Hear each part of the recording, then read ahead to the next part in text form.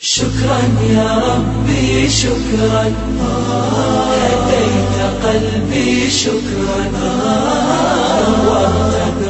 magacayga waa Rama Krishna. waxaan ahay arday qaybta cilaajka dabiiciga ah. Su'aasheedu waxa weeye maxay tahay danta Ilaahay ka leeyahay abuuridda Aadam iyo Xawaa iyo basharka dhammaantood? Faa'iidada ku jirta maxay tahay? Su'aasha labaad, shay kasta abuuridiisa waxbaa loo soo maraa. Waxaa laga maarmaana Ilaahay wax abuuray inuu yeesho.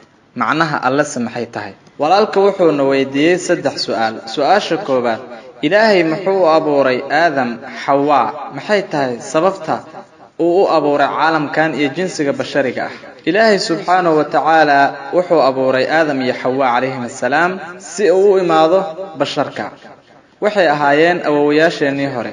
Ilaahay subxaanahu wa ta'ala wuxuu ku leeyahay suuradda Xujuraat waa suuradda 49aad aayadda 13.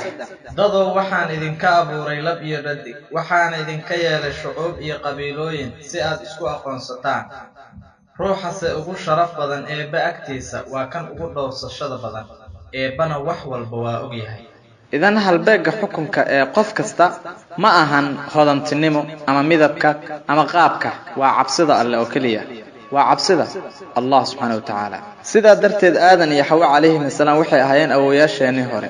awoowayaashaada adiga iyo anigaba awoowayaasheena, dhammaan dadka oo dhan. waana sababta aan ku leeyahay walaal oo ah walaaltinimo insaani ah. Ilaahay subhanahu wa ta'ala wuxuu leeyahay dadow. Allah wuxuu ku leeyahay suuratul Israa waa suuradda 17aad aayadda 7aad. waxaan karaameynay bani aadamka. Ilaahay subxaanahu wa ta'ala wuxuu karaameeyay dhammaan bini aadamka, ha ahaado mid ku dhashay Hindiya ama Mareykanka ama Ingiriiska, ha ka dhasho qoys Hinduusi ah ama qoys Muslim ah ama qoys Kirishtaan. Ilaahay subxaanahu wa ta'ala wuxuu leeyahay dhammaan bini aadamka waan karaameeyay. haddii aad tahay insaan, Ilaahay subxaanahu wa ta'ala wuu ku karaameeyay.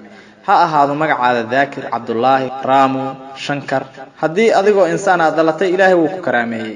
hadda aan su'aasha u nimaano, Ilaahay subxaanahu wa ta'ala muxuu dadku abuuray? Allah subxaanahu wa ta'ala basharku abuuray maxaa yeelay wuxuu leeyahay basharku waa mid ka mid ah makhluuqaadkiisa kan ugu fadliga badan. dhammaan makhluuqaadka Allah subxaanahu wa ta'ala way adeecaan. tusaale ahaan malaa'igta, Ilaahay subxaanahu wa ta'ala wuxuu leeyahay malaa'igtu way adeecdaa si degdeg ah, ma jirto iraado iyo xorriyad ay leeyihiin. laakiin basharka waxa uu leeyahay xorriyad dhammaystiran oo aan ku awoodno inaan Ilaahay adeecno ama aan ku xaasino. sidaa darteed Ilaahay wuxuu abuuray dadkan maxaa yeelay xorriyad ayuu siiyay. annagu waxaan nahay mid ka mid ah makhluuqaadka alle kuwa ugu fadliga badan uguna qaabka wanaagsan. waxaan haysanaa ikhtiyaar ama daacada alle ama caasintiisa. Ilaahay subxaanahu wa ta'ala haddaan adeecno jannaan geli doonaa, haddaan caasinase naar ayaan geli doonaa. taas macnaheedu waa imtixaankii aakhiro. Allah wuxuu ku leeyahay suuratul mulk waa suuradda 67aad aayadda 2. eebbaha abuuray geeri iyo nololba si uu dadow idiin imtixaano kiina camal fiican. noloshaani waa imtixaan loo gelayo dhanka aakhiro. Ilaahay subxaanahu wa ta'ala basharku abuuray. Ilaahay wuxuu ku leeyahay suuratul Daariyad waa suuradda 1aad aayadda 6. wamaa khalaqtu ljinna walinsa ilaa liyacbuduun. macnaheedu waa Ilaahay subxaanahu wa ta'ala jinka uma abuurin iyo insigaba ilaa hadafka cibaadada oo kaliya. sidaa darteed annaga waxaa nagu waajiba inaan Ilaahay caabudno, awaamirtiisa adeecno. qalqigan wuxuu leeyahay doonis xor ah Ilaahay subxaanahu wa ta'ala adeecidiisa ama caasintiisa. dhammaan shayada kale sida xidigaha, geedaha, xitaa buuraha, Ilaahay subxaanahu wa ta'ala ayay u tasbiixsadaan oo adeecaan. annagu waxaan haysanaa doonis xor ah. marka uu Ilaahay na siinayo doonis xor ah oo aan ku adeecno doonisteena, markaas waxaan ka fadli badannahay malaa'igta. laakiin haddaan caasino oo annagoo haysana iraadadaas xorta ah, waxaan noqon doonaa kuwo la mid ah shayaadiinta. sidaa darteed Ilaahay subxaanahu wa ta'ala wuxuu noo abuuray si uu noo imtixaano. aanu imaado su'aasha labaad, shay kasta wuxuu leeyahay qaaliq. Ilaahay yaa abuuray. haddii qof dhaho shay kasta qaaliq ayuu leeyahay, hadalkaasi waa qalad. laakiin sida saxda waxa weeye mid kastoo makhluuqa wuxuu leeyahay mid abuuray. macnaha allana waxa weeye inuusan ahayn makhluuq. isla marka aad leedahay Ilaahay yaa abuuray, asagoo Ilaahay maaha, macnaha alle waa makhluuq ma aha. ka soo qaad qof ayaa ku weydiiyay, walaalkay saaxiibkayga John waxa uu ku jiraa isbitaalka, wuxuuna dhalay cunug. ma laga yaabaa inaad ku wahmido inuu yahay dhadig ama lab? ma ku suurtagalaa inaad ku wahmido? isku day. ku wahminaysaa? suurtagal maaha inaad wahmido. maxaa dhacay? mikrofoonka ma ka dimiseen? ma ku suurtagalaa inaad ku wahmido inuu yahay lab ama dhadig? fiiri, walaal John ayaa ku jira isbitaalka, wuxuuna dhalay cunug. ma laga yaabaa cunugaas inuu dhadig yahay ama lab? ma laga yaabaa inaad ku wahmido? maya waa laga yaabaa inaad ku wahmido adigu waxaad haysataa 50% ikhtiyaar ma laba mise dhadig dadku way qoslayaan sabab ma laga yaabaa inaad ku wahmido lagama yaabo inaad ku wahmido sabab xitaa haddii aad ku wahmido ma suurtagal ah inaad jawaab sax bixido ma ku suurtagal ah inaad wahmido waxaan ku sii doonaa laba khiyaar ma dhadig baa masalad isku day dhadig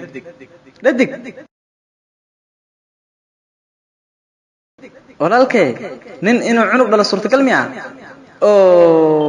waa markaad qaldantay waa isla qadii marka hore aad sameeyso tiriyaa ilaah abuuray ninka suurtagal ma aha inuu cunug dhalo sida darteed su'aasha marka su'aasha haddii cunugu yahay ladig ama lab fiiri haddaad fahantay waa arrin wanaagsan idan ninka suurtagal ma aha inuu cunug dhalo marka su'aasha haddii lab ama dhadig yahay oo ahayd ilaahay yaa abuuray ilaahay subxaanahu wa ta'ala macnihiisu waa inuusan ahayn makhluuq isla marka aad leedahay ilaahay yaa abuuray adigu ilaahayba kama hadlaysid walam yakun lahu kufuwan ahad ma jiro wax u dhigma waxaan u imaanaynaa qaybta dambe ee su'aashaada ilaahay waa kuma yaa waay allah taariifka ugu wanaagsan ee suurtagal ah inaan ku siiyo waxaan kaaga soo qaadayaa suuratul ikhlaas suurada 112 aayada 1 ilaa 4 quraanka ayaa lagu sheegay qul huwallahu ahad ده نبي الله إلهي واكلي الله الصمد إلهي ومتك الدنها اللولا قصده لم يلد ولم يولد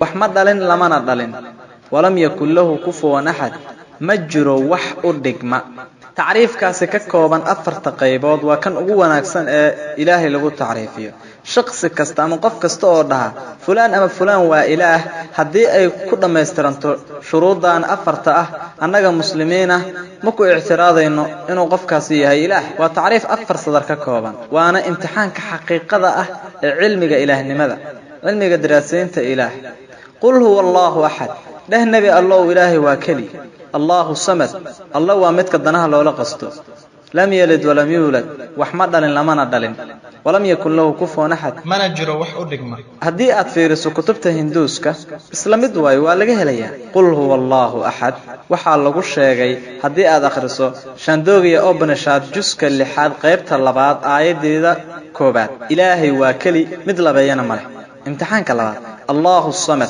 waxa laga helayaa Bhagavad Gita juska 10aad aayada 3 waxay leedahay aniga waa la garanayaa in caalamka dhan aan rabbigiisahay anigu waxaan ahay midaan la dhalin oo aan lahayn bilow imtixaanka 3aad lam yalid walam yulad waxa lagu sheegay Shafita Shaftara Upanishad juska 6aad aayada 9aad male rabbi kale oo abuuray mana lahan laba waalid ilaahay subhanahu wa ta'ala ma lahan aabe mana lahan hooyo ولم يكن له كفوا أحد ما نجرو wax u dhigma waxa lagu sheegay Shafita Shaftara Upanishad juska 4 aayada 19aad iyo Yajur Fida juska 32 aayada 3 waxay leeyihiin labadooduba ilaahay malahan barathima malahan sanam malahan suurad malahan wax lamida ya sida dhahaya Yajur Fida juska 32 aayada 3 waa isku mid walam yakun lahu kufuwan ahad idan shakhs kasto dhaha waxaan ahay ilaah hadii qofkaas soo sharaxay 4 shuruud laga helo anaga ka muslimiin ahaan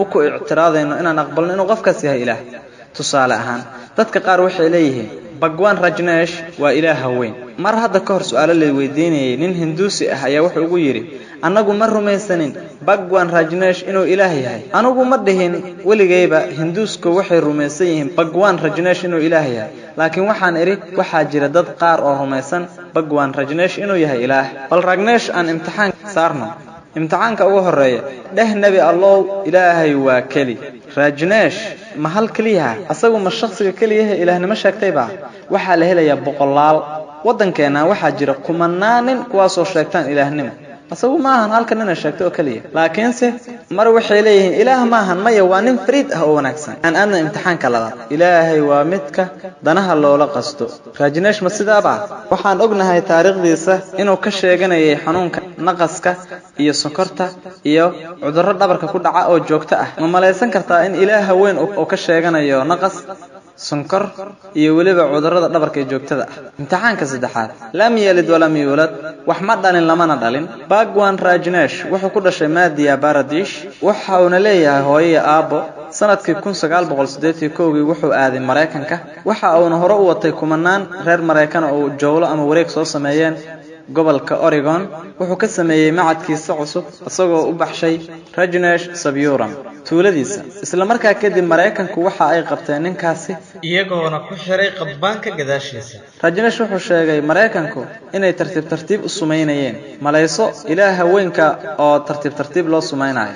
sanadkii 1985 Mareykanku waa ay buriyeen waxa uu u noqday Hindiya isla magaalada Pune ayuu ka sameeyay markas cusub oo magaciisa ka dhigay Osho Commune. haddaad aado Samadhi oo u qaas ah Rajneesh halkaas waxaa lagu sheegay waa Samadhi Bhagwan Rajneesh Osho lama dhalin weligiina ma dhiman laakiin dhulku soo booqday laga bilaabo 11 December 1931 ilaa 19 January 1990 lama dhalin weligiina ma dhiman dhulku soo booqday laga bilaabo 11 December sanadkii 1931 ilaa 19 January sanadkii 1990 waxay hilmaameen inay Samadhi ku dul qoraan inaana la siin fiise ama dalku gal oo ku galay 21 dawlad oo caalamka ka tirsan. Ilaahi weynaay caalamka ayuu imaanayaa soo u booqdo dawladaha qaar wuxuuna u baahan yahay fiise. ninka ugu weyn asaqafada Greega wuxuu yiri haddaan wadankan laga bixin Rajneesh gurigiisa ayaan gubi doonaa iyo guriyaha ardadiisa. imtixaanka ugu dambeeya walam yakun lahu kufuwan ahad waa imtixaanka ugu adag cid ka gudub kartana ma leh Ilaahay mooyaan. waa isla markaa ay suurtagelayso inaad Ilaahay subhanahu wa ta'ala aad barbar dhigto kuwa kale. walam yakun lahu kufuwan ahad wax u dhigma ma leh. waxaanu ognahay Rajneesh sida basharka oo kale inuu yahay wuxuu leeyahay ger san laba indhood laba dhagood laba gacmood isla markaas aad barbar dhigaysaan Ilaah shay kasto oo caalamka la mid ah waxaas Ilaahay maaha wax u dhigma ma leh Allah subhanahu wa ta'ala.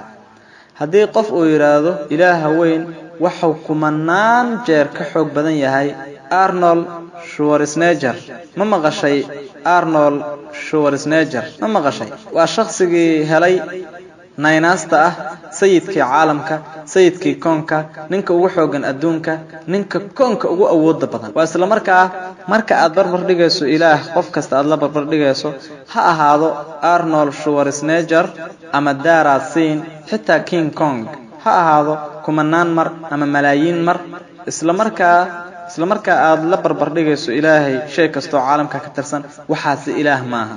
Ilaahay wax u dhigma ma jiraan. idan taariifkaasi ka kooban afarta sadar Ilaahay subhanahu wa ta'ala uu leeyahay waxa ku siinaya Quraanka. walaalkay Ilaah kasto aad caabudaydo imtixaanka suuratul Ikhlas haddii uu ku guuleysto waa Ilaah xaqiiqo ah haddii uusan ku guuleysanin waa Ilaah been.